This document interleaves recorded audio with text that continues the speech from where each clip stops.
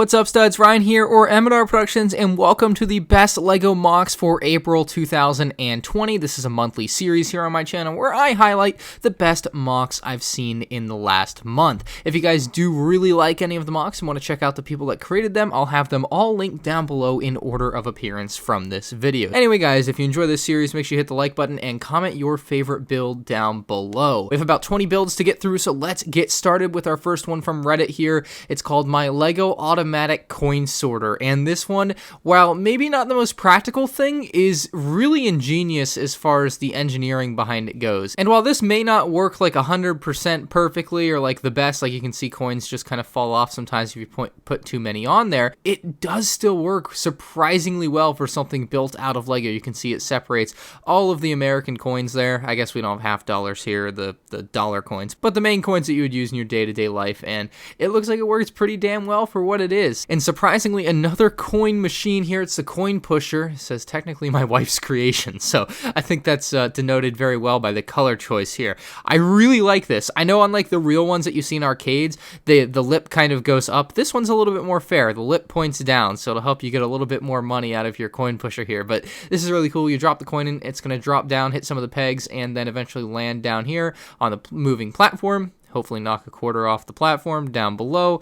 Looks like we knocked something down there. So it does look like a really neat and unique type of build. Very interesting to see all the mechanisms going on in the back here. Actually not as complicated as you may expect for something like this. Next up, a UCS set that I think we can all get behind here. It's the Juggernaut, aka the Clone Turbo tank. This thing is massive here. I think they did an amazing job. Even the wheels. I mean, the wheels, there's no way this would practically work as a build. Obviously, this is built in LDD or some type of digital LEGO designer. But man, this thing would be epic if it was brought to real life. Like, would the wheels actually turn? I have to say I doubt it, but I would be very intrigued to find out because this thing is immaculate and ginormous. Next up is a Roman aqueduct someone made for a school project, and I must say this is incredible. They have some plastic running to keep the water from spilling out between the cracks of the Lego bricks, but other than that, it's just pure Lego, and it is freaking incredible. Once again, you can see the water just runs completely around this MOC, just perfectly. Again, plastic lining to make sure the water doesn't seep through. You can see there's still water kind of everywhere anyway, but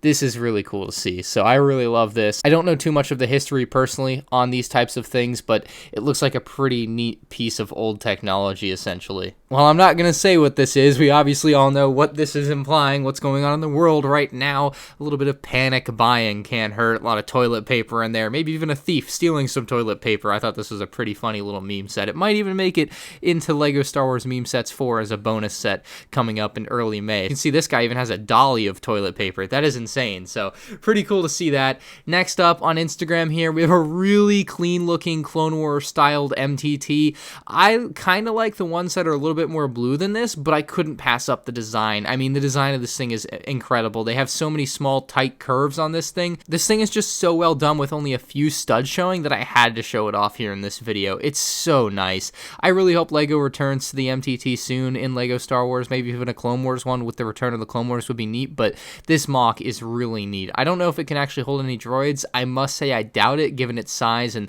how tight everything seems to be on the exterior. I just don't know how you would even intertwine everything given the angle that you're working with, but it would be interesting to see the interior of this thing. I just think it would mostly be stuff supporting the exterior. This MOC here shows off Darth Maul and Savage Opress taking on Obi-Wan Kenobi and Ventress there. It's funny because the real reason I chose to put this in here, obviously it's a really good MOC, but I tried to build this myself after I watched this episode, I think, and I ended up using like 2x4s just kind of attached to make these boxes, and it didn't turn out so well. So this MOC, so much better than what I was able to put together back in like 2012 when I tried to make this thing. It's incredible. Great MOC here. This one, I think you got to prepare yourself for. You might be blown away by Rigid Brick here. It's a mini Republic dropship with ATOT with a little bit of a feature you might not be ready for. Here comes the dropship, connects up, and it just pulls the ATOT away. On a mini Republic dropship with ATOT somehow. They have somehow made that feature work. I don't understand it. I don't really want to understand it, but it works, and that's really neat. Even though this didn't quite become a LEGO set, there's a Brickheads version of it. I know there was supposed to be some Anatomini type set on LEGO Ideas, didn't quite make the cut, but this Anatomini type of Brickheads is actually really neat looking. Also kind of scary looking to see what the inside of a Brickheads humanoid character looks like. I'm gonna get off this. Maybe the biggest LEGO Millennium Falcon ever built by an individual. This thing has to have tens of thousands of pieces, if not 100,000. It may have cracked that threshold. This is a huge 6-foot long Millennium Falcon. This one really gives you a sense of the scale here when you look within the room and you look at like a bucket and whatever bins and stuff. Like, it is ginormous. So massive props to the builder. Obviously, this, if it was a LEGO set, would cost thousands, maybe $10,000. So this is a LEGO ballista. It works shockingly well. I don't know why. I'm not familiar with the term ballista. It's like a crossbow, basically, as far as I can tell. Maybe a little bit more work to get it set up here than a regular crossbow would take, but it is a very intriguing design. So it's got a little hole there that you can't really see from this angle that the projectile is going to fly through when he sets it up here. So he's got to get the string in place, everything pulled back, ready to go, lots of potential energy, and he's going to grab something off the cart over there and send it on its way. Can we also appreciate the scenery that he set up for this? I love the rock work for the little pathway, and here we go. Here's the shot. That thing is going to fly. You ready? He gone. Oh my god. That could hurt a lot, potentially. That is a really cool build, though. This next build may be the most random build I've seen in a while, and it's literally a giant UCS size, if not a little bit bigger, actually, Millennium Falcon, but it's like a hamburger with ketchup on top, and I don't really understand what compelled this person to build this, but they did it.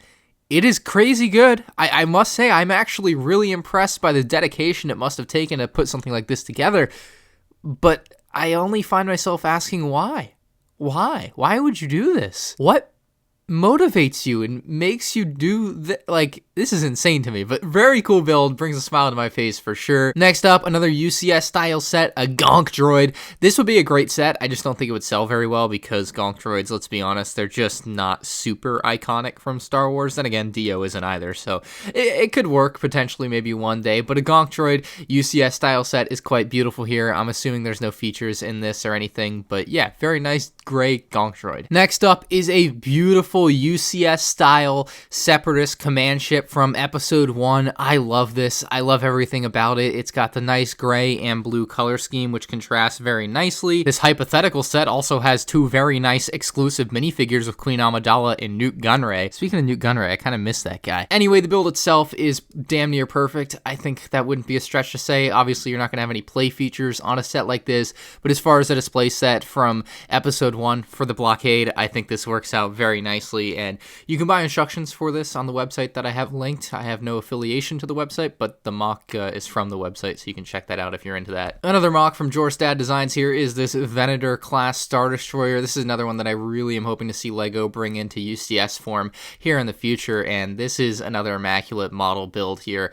I love how clean this is. Everything lines up pretty damn perfectly. Even the front end there. That must have been tough to get to work, but they did get it to work. You can see all the greebling on the sides of the ship. The one thing that I honestly maybe don't like about this particular version of the Venator, or at least this MOC, is the red bridge. I kind of like the more gray on the bridge that a lot of other MOCs and sets that I've seen have, so that would be one change that I would make if I do end up getting the instructions and building this, because I do want to make a UCS Venator if LEGO's not going to make one, so this may be the one I go with. Our next MOC was an April Fool's Day joke, the PORG Battle Pack, and it's actually like... It's piqued my interest. This wouldn't make like a bad promotional set or something for LEGO for May the 4th, you know? Like you get this little tree with the sacred text, and then you get some porgs, and it's honestly pretty badass, not gonna lie. So I quite like this PORG Battle Pack. It's a pretty cute little April Fool's Day prank, and it almost looks real. It's very close to looking convincingly real, and I'm sure some people saw it in passing and thought it was real. Next up, potentially the funniest opening scene of a movie. I don't know, maybe I'm missing some comedies, maybe Borat, but for a movie that isn't like a comedy, right? This Pirates of the Caribbean scene is great. So it starts out with Captain Jack Sparrow. It's only showing the top part where he's like standing on top of his boat. And then as the scene goes on, you realize he's on a dinghy boat and on top of that, that dinghy is sinking. It kind of sinks perfectly into the dock of where he's docking, and he just walks right off onto the dock, and it's such a hilarious, great scene, and this is such a great recreation of it in LEGO. I really appreciate what they did with the sunset behind going on, like the sky. Like, that was such an unnecessary part of the MOC, but it actually adds so much to this, especially the color. You can get that golden hour hue you get with this, and that's really cool. This is another very topical MOC, and it's about cabin fever, and it's such a fun, like, there are some very creative people. I am not this creative, nowhere near this creative, but they took a cabin and made him sick on a hospital bed, and like, cabin fever, get it? But oh my god, it's so good. It's just so good. This next MOC is the Imperial invasion of Jedha City, or the Imperial occupation, and oh my god, like, how do you even do this? I don't even want to know. This is balls to the wall insanity, like, just MOC building on another level that I cannot comprehend. Where do you even start on something like this, right? Like, you build this massive pile that is Jedha City, right? Like, you're building up and into it. And then above that, you just suspend a Star Destroyer because why not? Like, on top of that, it's a massive Star Destroyer bigger than the UCS one. Like, this MOC is insane. This might be the best MOC I've seen all year. This is damn good. And our final MOC for the month of April 2020 for this episode is going to be just this beautiful little landscape here. It kind of gives me like traditional Chinese vibes or something. I'm not too keen on all that stuff, but this definitely looks like some traditional China or Japanese build to me. So very, very cool, and I love the landscaping. I think the landscaping is killer on this, and that's what really screams to a lot of people. You have the snow caps on top, you have a waterfall, you have tons of grass as you get farther down into like the valley where it's a little bit more lively, leading down to like little beach areas, some lava, just absolutely gorgeous work there. If you guys see a really good MOC that I haven't shown on Best LEGO MOCs, be sure to send me a DM on Instagram or an email with a link to it, and it may get shown in the next episode. If you guys did enjoy this one, make sure you leave a like. If you want to check out any of the creators of the MOCs, you can check them out, linked down below in order of appearance, and if you want to check out other Best LEGO MOC videos by me, you can check them out on the end screen now.